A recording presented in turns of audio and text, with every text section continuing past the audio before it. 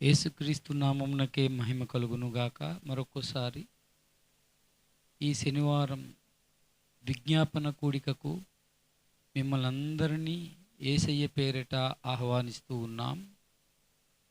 అందరూ బాగున్నారని నేను నమ్ముతున్నాను. మరి లాక్డౌన్ కారణంగా అందరూ ఇంటి దగ్గర సురక్షితంగా ఉన్నారని నేను నమ్ముతున్నాను. నేను మంచిది, ఇంటి దగ్గరే ఉండండి. బయటికి వెళ్ళినప్పుడు చేతికి గ్లౌజులు, మాస్క్ వేసుకొని, శానిటైజర్ పట్టుకొని, బయటికి వెళ్ళినప్పుడు లోనకు వచ్చినప్పుడు బాగా శానిటైజ్ చేసి, మీ వల్ల ఎవరికి హాని జరగకూడదు, ఎదుటోళ్ళ వల్ల మీకు హాని జరగకూడదు, అవసరమైతే తప్ప. కాబట్టి మరి లాక్డౌన్ మరి జూన్ నెల వరకు పొడిగిస్తారేంటో తెలియదు. ఏది ఏమైనా క్రైస్తవుడు ఆత్మలో సిద్ధంగా ఉండాలి, శరీరములో సిద్ధంగా ఉండాలి. అన్నిటినీ ఎదుర్కొని యేసయ్య రాకడ కొరకు వధువు సంఘం వల్లే మనము సిద్ధపడదాం. రండి, ఈ విజ్ఞాపన కూడిక కొరకు చిన్న ప్రార్థన చేసుకొని కూడికను ప్రారంభించుకుందాం. ప్రేమ కలిగిన మా తండ్రి, ఈ సర్వశక్తి కలిగిన నామమున ప్రార్థిస్తూ, స్తుతిస్తూ, ఆరాధిస్తూ, ఇగో నాయన, ఈ యొక్క శనివారం విజ్ఞాపన కూడికకు నాయన ఎంతమంది అయితే ఏకీభవిస్తున్నారో వారందరినీ మీ చేతికి అప్పజెప్తున్నాం. నీ దాసుని మీ చేతికి అప్పజెప్తున్నాం ప్రభువా. వాయిద్యాలు వాయించే వారిని మీ చేతికి అప్పజెప్తున్నాం. పాటల్లో, వాక్యములో మీరు మాకు తోడై, మాకు క్షేమము, దీవెన, ఆశీర్వాదకరంగా ఈ కూడికను ఉంచి, మా ప్రార్థనంతటిలో మీరు మాకు తోడై, మాకు కాదు యెహోవా ఘనత, మహిమ, ప్రభువాళ్ళు మీకే ఆరోపిస్తూ యేసయ్య పరిశుద్ధ నామమున ప్రార్థించి స్తుతించి అడిగి వేడుకొనుచున్నాం తండ్రి, ఆమేన్. సత్యదైవార్చన పాటల పుస్తకం నుండి ఒక పాట పాడుకుందాం. దయచేసి సత్యదైవార్చన పాటల పుస్తకం నుండి ఒక పాట పాడుకుందాం. మనం ప్రారంభములో దేవుణ్ణి ఒక స్తుతి గీతం, దేవుణ్ణి స్తుతిద్దాం. దేవుణ్ణి స్తుతించుడి, ఎల్లప్పుడూ దేవుని స్తుతించుడి. దేవుణ్ణి స్తుతించుడి, ఎల్లప్పుడూ దేవుణ్ణి స్తుతించుడి. దేవుణ్ణి స్తుతించుడి, ఎల్లప్పుడూ దేవుణ్ణి స్తుతించుడి. ఆయన పరిశుద్ధ ఆలయమందు, ఆయన పరిశుద్ధ ఆలయమందు, ఆయన సన్నిధిలో, ఆయన సన్నిధిలో ఎల్లప్పుడు దేవుణ్ణి స్తుతించుడి. దేవుణ్ణి స్తుతించుడి, ఎల్లప్పుడు దేవుణ్ణి స్తుతించుడి. ఆయన బలమును ప్రసిద్ధి చేయు, ఆయన బలమును ప్రసిద్ధి చేయు, ఆకాశ విశాలమందు, ఆకాశ విశాలమందు ఎల్లప్పుడు దేవుణ్ణి స్తుతించుడి. దేవుణ్ణి స్తుతించుడి, ఎల్లప్పుడు దేవుణ్ణి స్తుతించుడి. ఆయన పరక్రమ కార్యమున్ బట్టి, ఆయన పరక్రమ కార్యమున్ బట్టి, ఆయన ప్రభావమును, ఆయన ప్రభావమును ఎల్లప్పుడు దేవుణ్ణి స్తుతించుడి. దేవుణ్ణి స్తుతించుడి, ఎల్లప్పుడు దేవుణ్ణి స్తుతించుడి. సన్నాతంతుల సితారతోను, సన్నాతంతుల సితారతోను, చక్కని స్వరములతో, చక్కని స్వరములతో ఎల్లప్పుడు దేవుని స్తుతించుడి. ఆ దేవుని స్తుతించుడి, ఎల్లప్పుడు దేవుని స్తుతించుడి. పిల్లన గ్రోవుల చల్లగనూది, పిల్లన గ్రోవుల చల్లగనూది, ఎల్ల ప్రజలు చేరి ఎల్ల ప్రజలు చేరి ఎల్లప్పుడు దేవుని స్తుతించుడి. దేవుని స్తుతించుడి, ఎల్లప్పుడు దేవుని స్తుతించుడి. రోగుతళములతో ఆయనం స్తుతించుడి, రోగుతళములతో ఆయనం స్తుతించుడి. గంభీర తాళముతో గంభీర తాళముతో ఎల్లప్పుడు దేవుని స్తుతించుడి. దేవుని స్తుతించుడి, ఎల్లప్పుడు దేవుని స్తుతించుడి. సకల ప్రాణులు యెహోవా స్తుతించుడి, సకల ప్రాణులు యెహోవాను స్తుతించుడి. హల్లెలూయా ఆమేన్, హల్లెలూయా ఆమేన్. ఎల్లప్పుడు దేవుని స్తుతించుడి, దేవుని స్తుతించుడి, ఎల్లప్పుడు దేవుని స్తుతించుడి. దేవుని స్తుతించుడి, ఎల్లప్పుడు దేవుని స్తుతించుడి. దేవునికి స్తోత్రం కలుగునుగాక. మరొక పాట పాడుకొని వాక్యంలోనికి మనం వెళ్ళిపోదాం. కృపామయుడా నీలోన అనే పాట పాడుకుందాం. కృపామయుడా నీలోన, కృపామయుడా నీలోన నివసింపజేసినందునా,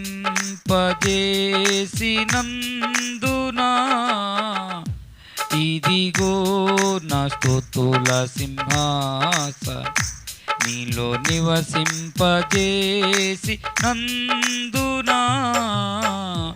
ఇదిగో నా స్తుతుల సింహాసనం. కృపామయుడా ఏ అపాయము నా గుడారం సమీపింపనీయక, ఏ అపాయము నా గుడారం సమీపించనీయక, నా మార్గములన్నిటిలో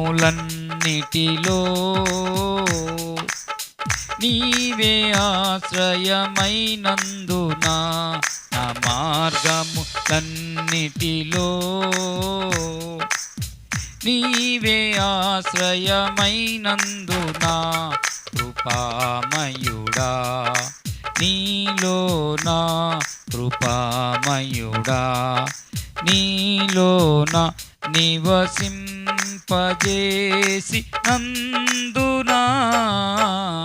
ఇదిగో నా స్తుతుల సింహాసనం నీలో నివసింపజేసినందునా,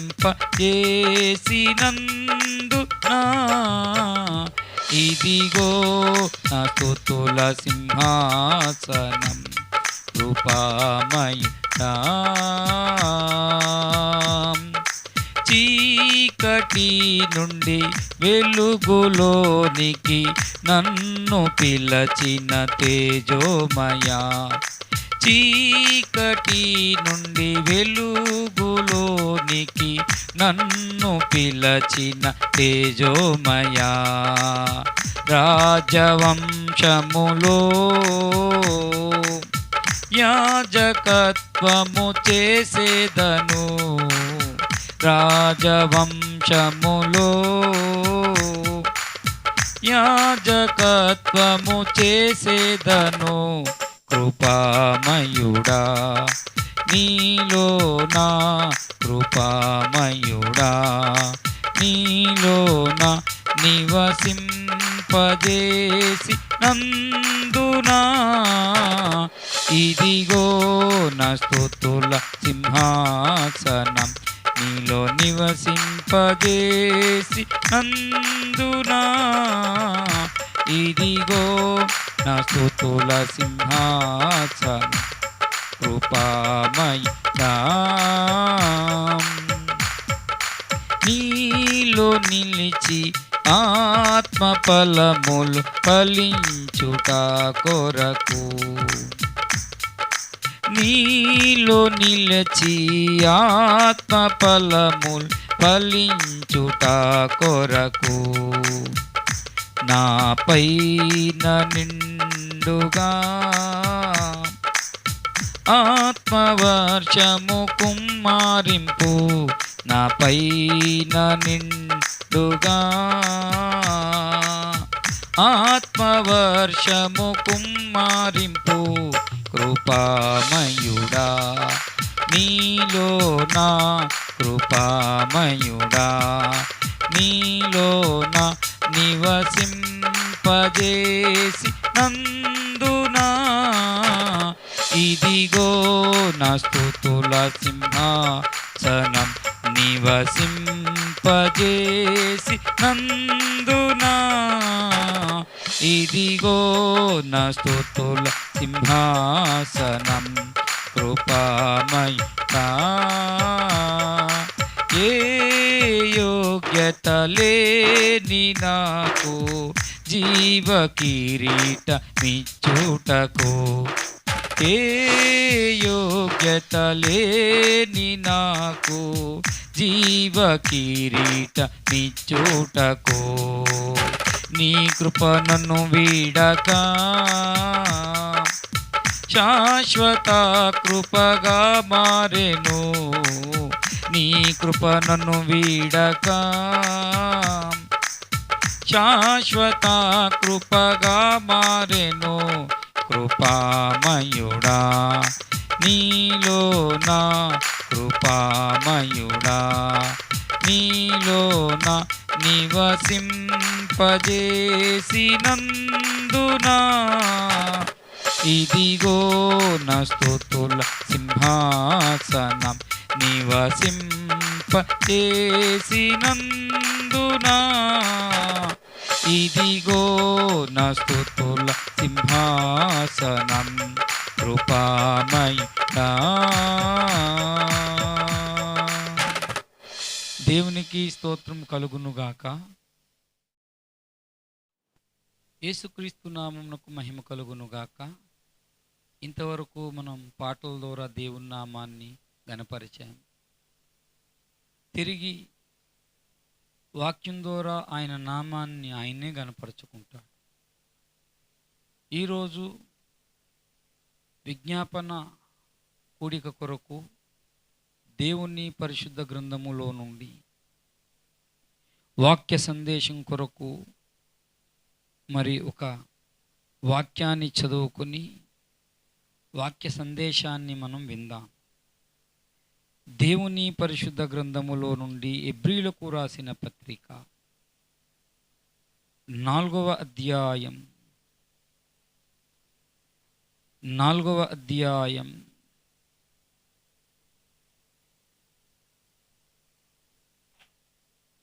15వ వచనాన్ని చదువుతున్నాను, గమనించండి. మన ప్రధాన యాజకుడు మన బలహీనతల యందు మనతో సహానుభవము లేనివాడు కాడు, గాని సమస్త విషయములలో మనవలే శోధింపబడినను ఆయన పాపం లేనివాడుగా ఉండెను. చిన్న ప్రార్థన చేసుకుందాం. సర్వశక్తిమంతుడా మా గొప్ప ప్రభువా, ఇంతవరకు పాటల ద్వారా మీ నామాన్ని గణపరుచుకున్నారు. తిరిగి చదువుకున్న వాక్యమును దీవించండి, విరిచి వడ్డించండి. నీ కృపగలిగిన ఉపదేశం మాకు బోధించండి, కాపరివై నడిపించండి. ఈ వాక్యం ఇదిగో నాయన యూట్యూబ్ ఛానల్ ద్వారా ఎంతమంది అయితే వింటున్నారో వినబోతున్నారో వారందరినీ మీ చేతికి అప్పచెప్తున్నా. నీ సేవకుని మీ చేతికి అప్పజెప్తున్నాం. సిలువలో కార్చిన పరిశుద్ధ రక్తాన్ని ప్రోక్షించి దేవా, నీ వాక్యముతో మమ్మల్ని ఉదికి స్నానం చేసి పవిత్రపరచి ఈ వాక్యం ద్వారా ఏమైతే చెప్పాలనుకుంటున్నావో అది నీ దాసుడు మాట్లాడుతుండగా నాయన మీరు విని, నీ బిడ్డలందరూ నాయన తండ్రి విని భయము కలిగి భక్తి కలిగి ప్రవర్తించినట్లు సహాయం అందించండి. ఇగో పౌలు భక్తుడు చెప్పినట్లు, ఇదిగో మేము అనేకుల వల్లే కలిపి చెరిపెడు వారయ్యుండక దేవుడే ఇదిగో నాయన మా మధ్యన ఉన్నాడని ఆయన నియమించినట్టు మేము బోధించినట్లు సహాయం అందించి వాక్యంలో నుంచి మాతో మాట్లాడమని ఈ విజ్ఞాపన కూడిక కొరకు మమ్మల్ని దేవా వాక్యం ద్వారా సిద్ధపరిచి ప్రార్థించి నిన్ను గణపరిచే కృపను దయచేయమని ప్రార్థన ఆలకించువాడా సర్వ శరీరులను ఎద్దకు ఒత్తురు నాయన. ఏవో చదువుకున్న వాక్యంలో దేవా నీ వాక్య సందేశముతో మమ్మల్ని సంధించి దర్శించి పునీతపరచి దేవా నీ సన్నిధానం కొరకు సిద్ధపరచమని యేసయ్య దివ్యనామం నడిగి వేడుకొనుచున్నాం తండ్రి, ఆమేన్. దేవుని బిడలారా, చదువుకున్న వాక్యము మనం ధ్యానించకముందు, ఆలోచన చేయకముందు ఒక్కసారి మత్తయి సువార్తలో యేసునాథుడు తన శిష్యులతో చెప్పిన మాటను మనం జ్ఞాపకం చేసుకుందాం. మత్తయి సువార్త 26వ అధ్యాయములో సిలువకింకా అప్పజెప్పుకుంటాడు దేవుడు. మానవ స్వరూపం దాల్చుకున్నాడు ఈ భూమి మీద. దేవుడే దిగి వచ్చి దేవుని స్వరూపం కలిగి ఉండి సమానమైన ఆ యొక్క భాగ్యాన్ని విడిచిపెట్టి రిక్తునిగా చేసుకొని ఈ భూమి మీద ప్రార్థిస్తున్న సమయములలో ఆ ఘట్టములో ఈ మాట చెప్పాడు.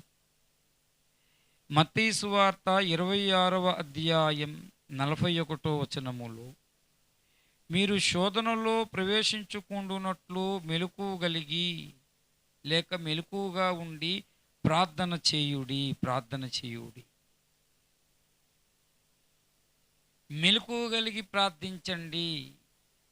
శోధనలో ప్రవేశించుకుండునట్లు మెలకువ కలిగి ప్రార్థించండి అని శిష్యులతో యేసయ్య చాలా స్పష్టంగా చెప్తున్నాడు ఈ మాట.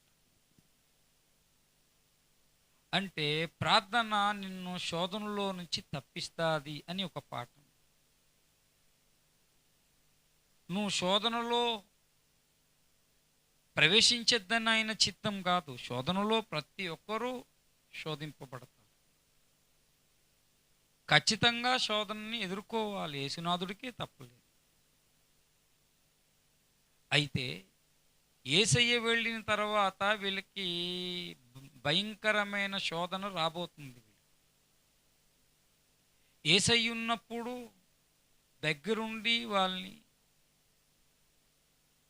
సొంత కోడి తన పిల్లల్ని రెక్కల చాటున ఎలాగా జాగ్రత్తగా కాపాడిందో అలా దేవుడు తన బిడలను శిష్యులను కాపాడి యజ్ఞమై తర్వాత సిలువలో మరణించబోతున్నాడు. తిరిగి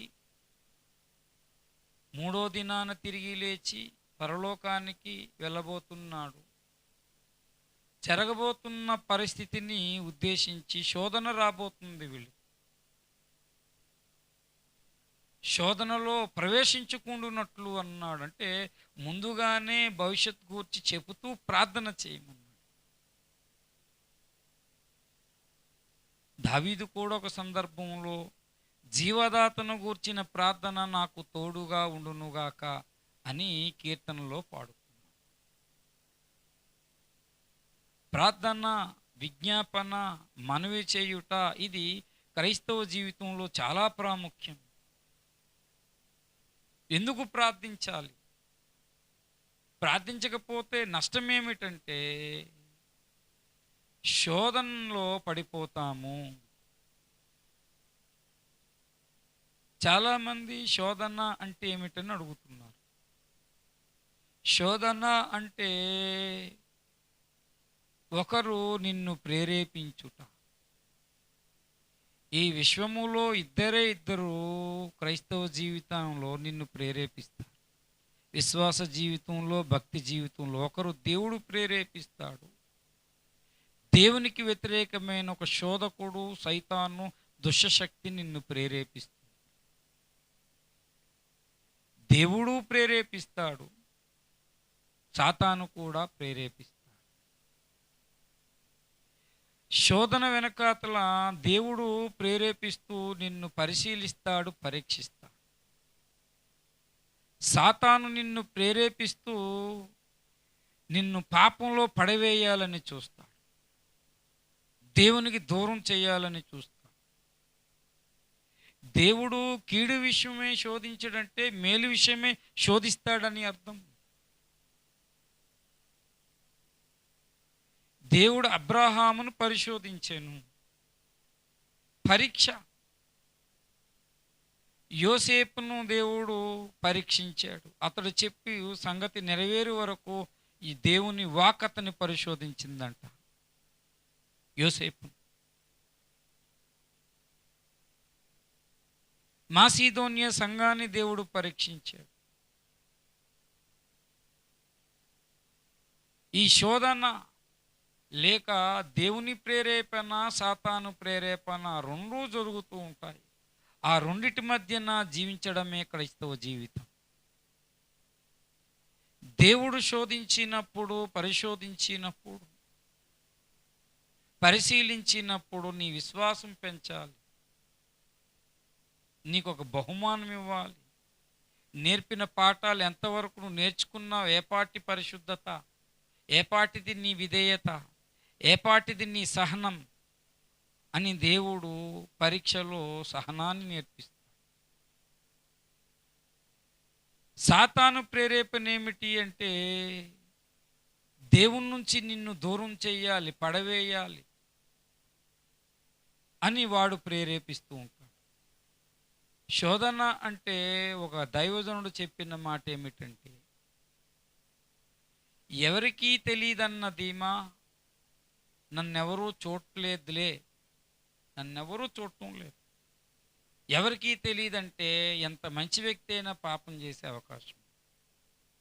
ఎవరూ నన్ను చూడటం లేదు, ఎవరికీ తెలియదన్న సమయంలో నిన్ను సైతానుగాడు ప్రేరేపిస్తూ.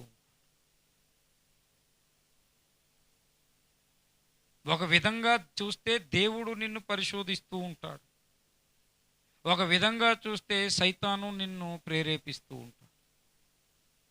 ఇది వ్యక్తిగతంగా వస్తుంది, కుటుంబంగా వస్తుంది, సార్వత్రికంగా వస్తుంది. శోధన సార్వత్రికంగా ప్రకటన గ్రంథం 3:10లో ఏంటంటే, భూనివాసుల మీదకు శోధన గడియ నేను తీసుకొస్తాను ఈ లోక నివాసులకు అన్నాడు.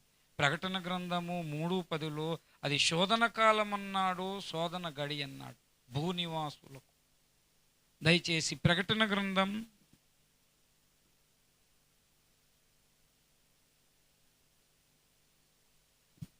ప్రకటన గ్రంథము 3వ అధ్యాయము 10వ వచనం మనం చదువుకున్నట్లయితే, నేనే చదివి మీకు వినిపిస్తాను. 3వ అధ్యాయం 10వ వచనములో చూస్తే, నీవు నా ఓర్పు విషయమై వాక్యం గైకొంటివి గనుక. ఎంత చక్కగా చెప్పాడండి. వాక్యం గైకొనుటలో నీకేపాటి ఓర్పు ఉన్నదని భూనివాసులకు శోధించుటకు లోకమంతటి మీదకు రాబోవు శోధన కాలమందు నేను నిన్ను కాపాడేదనని ఒక వాగ్దానం. అంటే ఒక శోధన కాలం అనేది ఉంది, కిందన శోధన గడియ అని రాయబడి ఉంది. ఇది భూనివాసులకు అందరకు సార్వత్రికంగా. అననీయ సఫీరా సందర్భంలో అపోస్తుల కార్యం 5:3లో పేతురన్నాడు, సాతాను ఎందుకు నిన్ను మోసపుచ్చెను, ఎందుకు నిన్ను ప్రేరేపించెను అన్నాడు. సాతాను అననీయ సఫీరాలను ప్రేరేపించింది. కొంత దాచుకోండి, కొంతే ఇవ్వండి అని. సాతాను ప్రేరేపించుటనే మాట ఒక కుటుంబాన్ని ప్రేరేపించుట అనేది మనం చూస్తున్నాం. ప్రకటన గ్రంథము 3:10లో ఈ సార్వత్రికంగా ఒక శోధన గడియలోని తన సంఘము, తన బిడ్డలు వాక్యం విషయంలో ఎంత ఓర్పుతో గైకుంటారనే పరీక్ష, ఓర్పుకు పరీక్ష.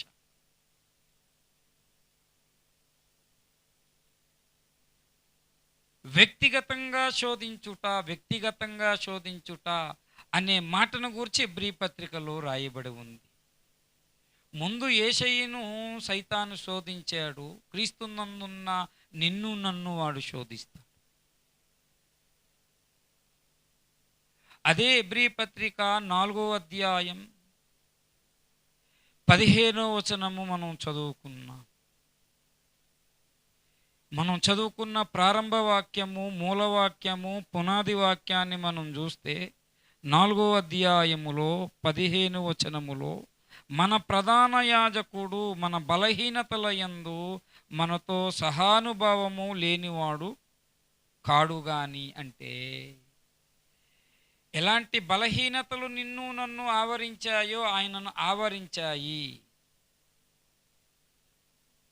అయితే అక్కడ ఎంత మంచి మాట చెప్పాడు అంటే, ఎలాంటి అనుభవము ఇంకొస్తుందో అలాంటి అనుభవం ఆయనకి ఉంది.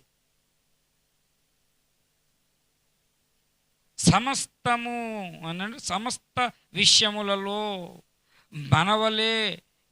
మనవలే శోధింపబడినను మనం ఎలాంటి శోధనలు ఎదుర్కొంటున్నామో అలాంటి శోధనలు ఎదుర్కొన్నాడు. ఇంతకీ ఆయనను శోధకుడు వచ్చి శోధించేయడని ముందుగా చెప్పిన మాట మత్తయి మనకు చెప్పాడు. లూకా, మత్తయి, కొంతమంది భక్తులు చెప్పారు. మత్తయి సువార్త 4వ అధ్యాయము చూస్తే, మత్తయి సువార్త 4వ అధ్యాయంలో ఆ ప్రారంభ వచనములోనే అక్కడ ఉంది 4:1, అప్పుడు యేసు అపవాది చేత శోధింపబడుటకు ఆత్మ వలన అరణ్యంలోనికి కొనుక్కోబడెను. 40 దినములు 40 రాత్రులు ఉపవాసం ఉండిన పిమ్మట ఆయన ఆకలి కొనగా అనే మాట ఇక్కడ రాయబడి. లూకా సువార్త 4వ అధ్యాయములో మనం చూస్తే ఇదే మాట అక్కడ లూకా సువార్త 4వ అధ్యాయములో మనం చూడగలిగితే, యేసు పరిశుద్ధాత్మ పూర్ణుడై యోర్దాను నది నుండి తిరిగి వచ్చి 40 దినములు ఆత్మచేత అరణ్యములో నడిపింపబడి అపవాది చేత శోధింపబడుచుండెను.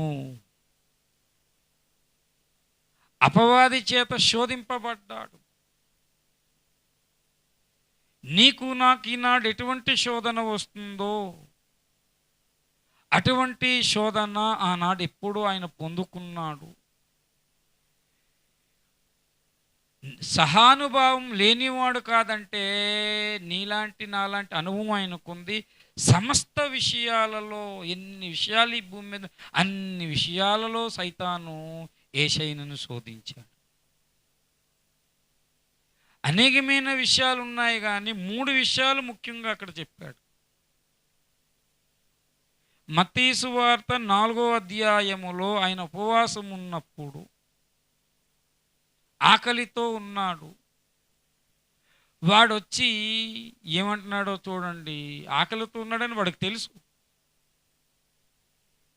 యేసయ్యకి ఏది అవసరమో అవకాశం కల్పించేటట్టు మాట్లాడుతున్నాడు అక్కడ. మత్తయి సువార్త 4వ అధ్యాయములో మనం చూడగలిగితే, ఆ శోధకుడు 4:3లో ఆ శోధకుడు ఆయన యొద్దకు వచ్చి, నీవు దేవుని కుమారుడవైతే ఈ రాళ్లను రొట్టెలుగా ఆజ్ఞాపించమని వేరొక మాట చెప్పచ్చు కదా. వచ్చి వేరే ఏదో చెప్పచ్చు కదా. ఆకలితో ఉన్నాడని తెలుసుకొని ఈ రాళ్లను రొట్టెలుగా చేయొచ్చు కదా అంటున్నాడు. యేసయ్యకి అక్కడ ఆకలి వేస్తుంది. ఏది అవసరమో అవకాశాన్ని కల్పించేటట్టు మాట్లాడుతున్నాడు. యేసయ్యకు వచ్చిన శోధన నీకు నాకు వచ్చే శోధన ఏంటి తెలుసా? మనకి ఏది అవసరమో అది అవకాశం కల్పించేటట్టు చేస్తాడు సైతాను గాడు. వింటున్నారా? నీకు డబ్బు అవసరమా? లేదు లేదు ఈ శరీర కోరికలు తీర్చుకోవాలని ఉన్నావా? లేదు లేదు నిన్ను అవిధేయతతో బ్రతుకుతున్నావా? నువ్వు ఆత్మీయ పాపాల్లో ఉన్నావా? నీ పరిస్థితి వాడికి తెలుసు. సమస్త విషయములలో యేసయ్య శోధింపబడినట్లు శోధింపబడుతున్నావు. శోధన అందుకన్నాడు, శోధన సహించిన వాడు ధన్యుడు అనే మాట కూడా దేవుడు రాయించాడు. దేవుని బిడలారా, మనం వ్యక్తిగతంగా శోధింపబడతాం, ఒక కుటుంబంగా శోధింపబడతాము. ప్రపంచ భూనివాసులకు ప్రపంచవ్యాప్తంగా వచ్చిన శోధన కాలం. వ్యక్తిగతంగా 3 రకాల శోధనలు నీకు ఖచ్చితంగా ఈ శోధనలను టచ్ చేయాలి. ఖచ్చితంగా సైతాన్ని ప్రేరేపిస్తాడు. ఎవ్వరూ ప్రేరేపింపబడకుండా ఉండలేరు. వాడు ప్రేరేపిస్తాడు, వాడు ఉండలేడు. వాడి పేరే శోధకుడు. కొంతమందిని అబద్ధాలు నమ్మేటట్టు ప్రేరేపిస్తాడు. అది వేరే వేరే విషయాలు, కానీ ఒకే దగ్గర రాయబడి ఉన్నది. నీకేది అవసరమో అవకాశాన్ని కల్పిస్తాడు. నీ చేతి పాపం చేపించాలంటే బిలియర్డ్ గేమ్స్ ఆడతాడు వాడు. ఒకేసారి నిన్ను పాపంలో పడాడు. రకరకాల వాడు కార్యాలు చేసుకుని ఎక్కడో కార్యం చేసుకొని వచ్చి ఒకానొక ఘట్టంలో నిన్ను పడగొడతాడు. నీ అవసరాలు దేవుని సమయంలో తీరాలే తప్ప సాతాను ప్రేరేపించినప్పుడు, నిన్ను పాపంలో పడవేయడానికి పూనుకున్నప్పుడు నువ్వు అందులోకి వెళ్ళిపోతావని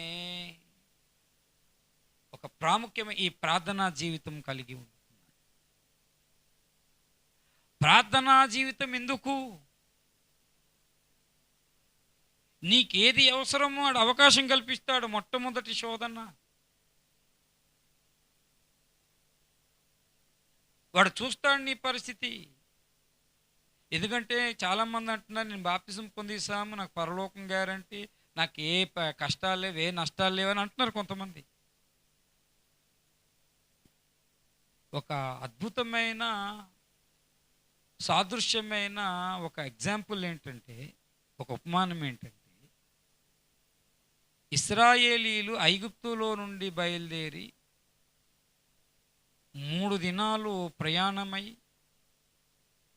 అక్కడ వాళ్ళు బల్లర్పించుటకు ఫరో వాళ్ళకి మోషే ద్వారా అవకాశం ఇచ్చి వారు ఎర్ర సముద్రం దాటి వెళ్ళిపోమని చెప్పిన వాడే మరలా వారు ఎర్ర సముద్రం దాడుతుండగా వెనకాతలు మళ్ళా వెంబడించే ఫరో సేనలు.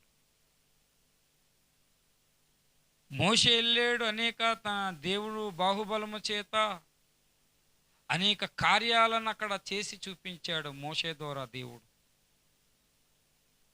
ఆయన బాహుబలాన్ని ఇటు ఇశ్రాయేలీలు ఐగుప్తీయులు చూశారు. అనేక సూచక్రియలు మహత్కార్యములు చూశారు. చూచి వాళ్ళని వెళ్ళిపోమన్నాడు ఫరో.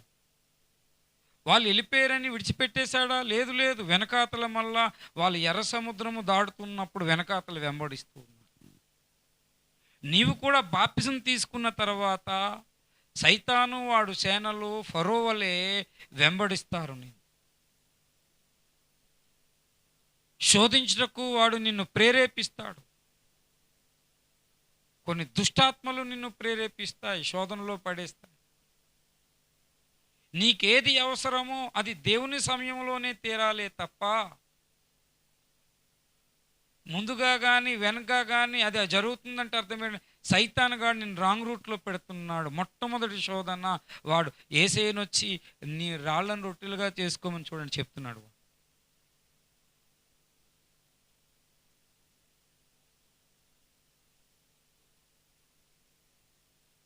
రెండవ శోధన దేవుని వాగ్దానాలను సందేహించేటట్టు చేశాడు. ఏమన్నాడు అక్కడ? నువ్వు దేవుని కుమారుడు అయితే దూకు, విచిత్రమైనది, ఒక పట్టణం తీసుకెళ్ళిపోయాడు అపవాది. పరిశుద్ధ పట్టణంనకు ఆయనను తీసుకుని పోయెను. దేవాలయ శిఖరం మీద ఆయనను నిలవబెట్టి అక్కడ నుంచి దూకు, దేవదూతలు వచ్చి నిన్ను పట్టుకుంటారంటున్నాడు.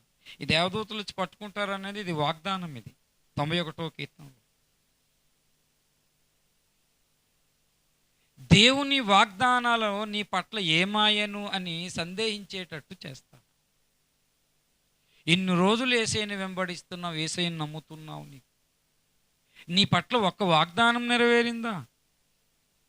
అడుగుడి ఇవ్వబడుననుంది, దేవుడిచ్చాడా? వెదకుడి దొరుకుననుంది, నీకు దొరికిందా? యెహోవా నా కాపరి, నాకు లేమి కలగదన్న వాగ్దానం మరి నీ పట్ల మరి ఎప్పుడు నీకు లేమి ఎందుకు కలుగుతుంది? కలిమి ఎందుకు కలగట్లేదు?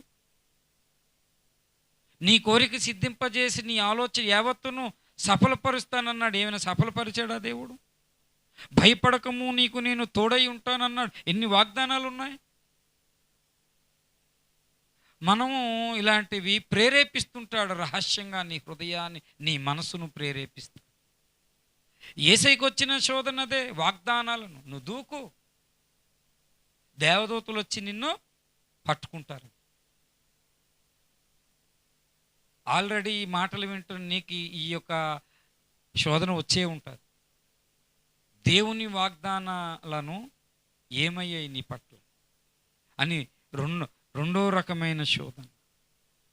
మూడవ శోధన ఏమిటంటే చూడండి, మరలా వాడు ఇప్పుడు దేవాలయ శిఖరం మీదకి తీసుకెళ్ళాడు. ఇప్పుడు మిగులు ఎత్తైన కొండ మీదకి ఆయనను తోడుకుని పోయాడు. దేవాలయం శిఖరం మీద తీసుకెళ్ళాడు. పరిశుద్ధ పట్టణం, ఆ పట్టణంలో దేవాలయ శిఖరం మీదకని చెప్పాడు.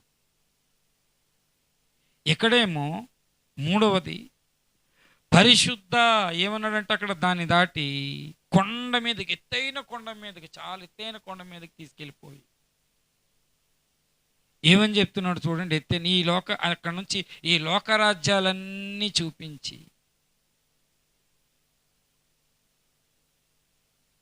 నాకు మొక్కు, ఇవన్నీ నీకు ఇస్తానంటున్నాడు.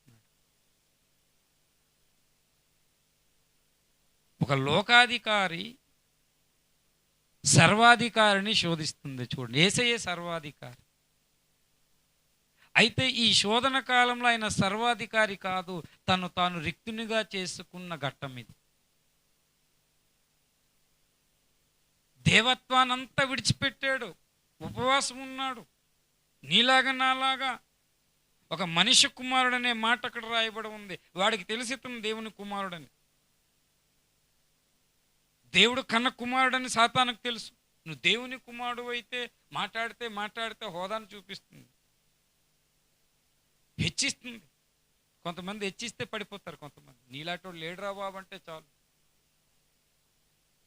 చాలా పొంగిపోతుంటారు కొంతమంది.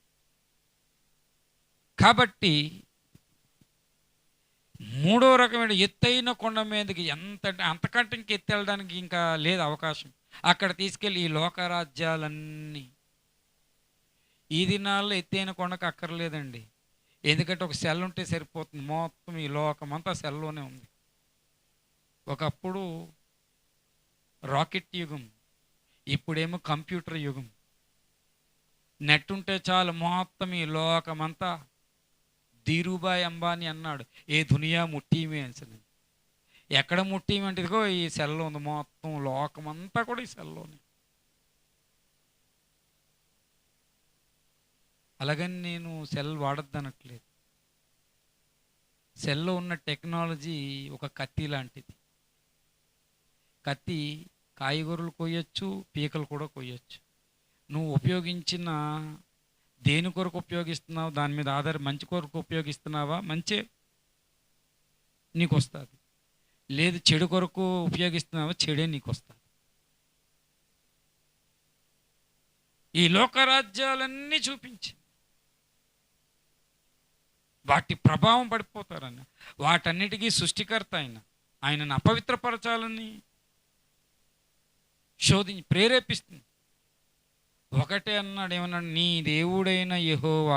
ఎంత చక్కటి మాట అండి. ఏమని రాయబడి, ప్రభువైన నీ దేవునికి మొక్కి ఆయనను మాత్రం సేవింపవలెను. నిత్యము రకరకాల శోధనలు ఉన్నాయి. ఆత్మీయ పాపాలు చేయమని ప్రేరేపిస్తాడు వాడు, శరీర పాపాలు చేయమని ప్రేరేపిస్తాడు. ఈ మనసుతో పాపాలను మనసులోకి మురికిని తీసుకొస్తాడు వాడు. కానీ ఇక్కడ యేషయ్య మనవలే శోధింపబడ్డాడు, మనవలే శోధింపబడ్డాడు.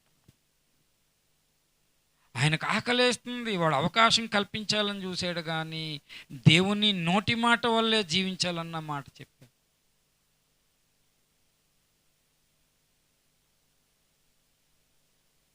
రెండోది, దేవుణ్ణి మనం శోధించకూడదు.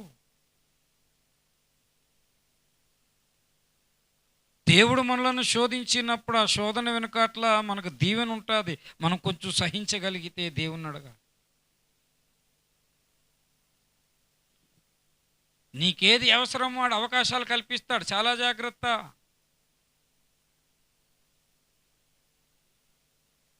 సైతాన్ గడు అలా ప్రేరేపిస్తాడు పాపానికి, వాగ్దానాలు సందేహించేటట్టు చేస్తాడు. మూడవది, ఈ లోక రాజ్యములు మొత్తం, ఈ లోకములో ఉన్న ప్రభావం మొత్తం అంతా ప్రభావం నీ మీదకి ఇస్తాడు. నన్ను మొక్కు నీకు ఇస్తానని. చాలామంది దినాల్లో వేగంగా రాంగ్ రూట్లోనే ధనవంతులు అయిపోదాం అనుకుంటున్నారు. సూక్ష్మంలో మోక్షం, చాలా ఫాస్ట్గా ఎదిగిపోవాలనుకుంటున్నారు. దేవునిలో అలా కుదరదు. దేవుడు పరీక్షించక ఇవిస్తాడు, పరీక్షించి అలాగ దేవుడు. అందుకే విత్తనం 30 దంతులు, 60 దంతులు, 100 దంతులు. అంతకంతకు దావీదు వర్ధిల్లాడు, ఫలించాడు. ఒకేసారి వర్ధిల్లవు. ఈ లోకరు అంటే రాంగ్ రూట్లో, ఈ లోకంలో కొంతమంది రాంగ్ రూట్లో వెళ్తారని చూడకూడదు. ఈ లోక రాజ్యాలు, ఈ లోక ప్రభావం నీ మీదకి రాకూడదు. ఈ లోకంలో ఉన్నదంతా అనేసాడు. ఏమన్నాడు? నేత్రాశ, శరీరాశ, జీవపుడంబం అని.